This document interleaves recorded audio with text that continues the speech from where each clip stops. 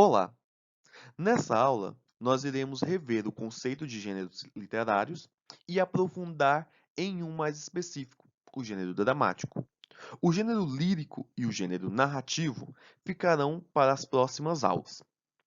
Para iniciarmos a nossa conversa, relembraremos o conceito de gênero literário, segundo Carlos Ceia em seu dicionário de termos literários.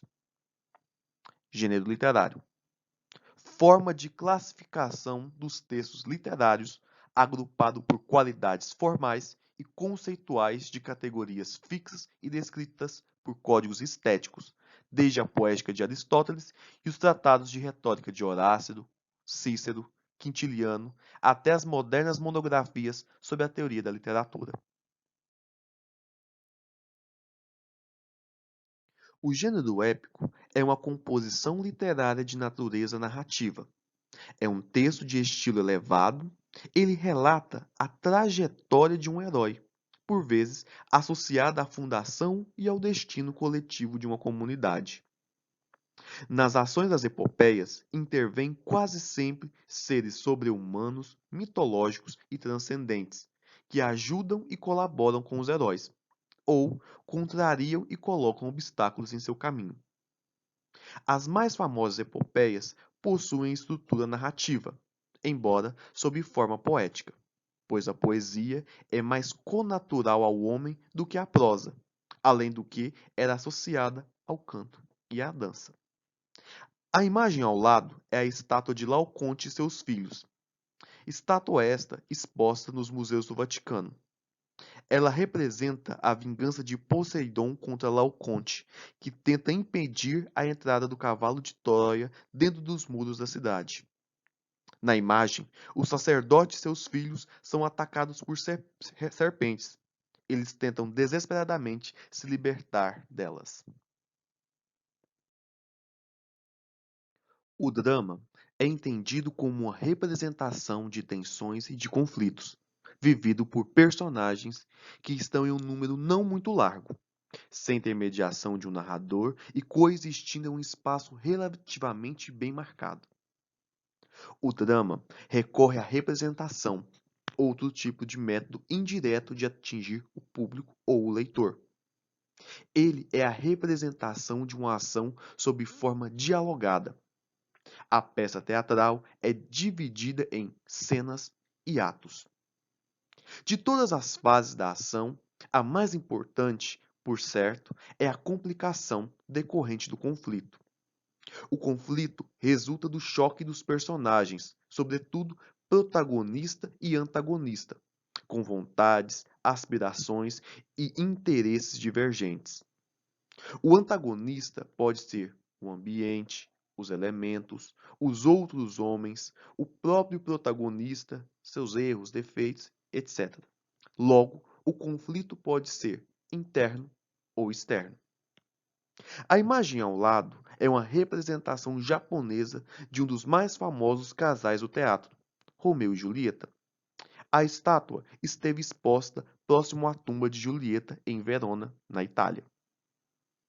O gênero dramático é dividido em duas grandes vertentes, a tragédia e a comédia, com inúmeros subtipos: a tragicomédia, o drama, o melodrama, a farsa, o alto, além das composições poéticas musicais, como a ópera. A tragédia geralmente consiste na luta de um indivíduo contra uma doença, um conflito íntimo de paixão, uma força superior, um ambiente hostil, um destino adverso, um caráter defeituoso, ambições desmedidas. Temos como exemplos famosos de tragédia as peças Medéia de Eurípides e Romeu e Julieta de William Shakespeare. Já a comédia tem a intenção de provocar o riso, de satirizar uma situação social ou individual, de corrigir a quebra de leis ou convenções sociais ou morais. Temos como exemplos de comédia O Santo e a Porca, de Ariano Suassuna, e A Megera Domada, de William Shakespeare. A tragédia e a comédia frequentemente se misturam em uma peça, pois as mesmas situações humanas podem oferecer uma gama de trágico ao cômico, de conformidade com o ângulo de que são apreciadas, e uma mesma situação pode encerrar em sentido trágico ao lado de um sentido cômico. Outras manifestações trágicas são o auto e a farsa. O auto é uma peça teatral curta e de cunho religioso. Representa conceitos abstratos como bondade e virtude, além de ter um conteúdo simbólico e, por vezes, moralizante. A farsa também é uma peça curta. Seu conteúdo envolve ações ridículas e grotescas. O gênero lírico visa dar vazão às emoções por meio de expressão rítmica, o verso e o canto. A poesia é inerente ao homem desde o mais primitivo e nas fases de literatura não escrita, além de remontar ao vínculo da poesia com a música e a dança.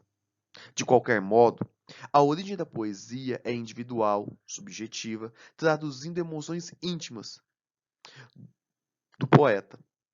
Nas próximas aulas, dedicaremos maior atenção a esse gênero. No gênero narrativa, o autor utiliza o método indireto de interpretar a realidade por meio de uma história que a envolve. A narrativa se distingue da história e da biografia por estas serem baseadas em fatos reais. Já a narrativa é um produto da imaginação, embora tenha suas raízes na experiência humana. Ela transfigura ou transmuta a realidade. Não pretende fornecer um simples retrato da realidade, mas antes criar uma imagem da realidade, uma reinterpretação, uma revisão.